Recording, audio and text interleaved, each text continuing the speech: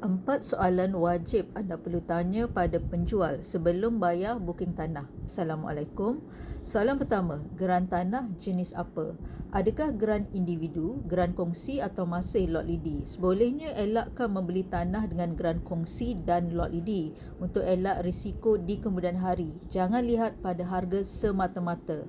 Keterangan lanjut boleh rujuk pada penerangan di video yang lepas. Soalan kedua, siapa pemilik tanah?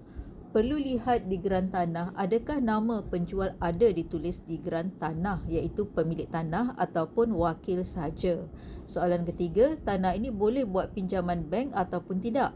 Kalau tak boleh, pembeli perlu sediakan duit yang cukup untuk beli. Dan soalan keempat, berapa booking fees perlu dibayar?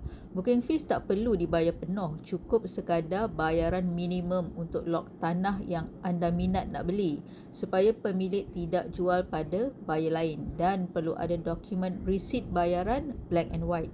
Contoh, sekitar 1% ke 3% dari harga jualan. Bukan untuk menakutkan tapi lebih pada melindungi pembeli agar tidak ditipu. Moga sharing ini bermanfaat. Sekian.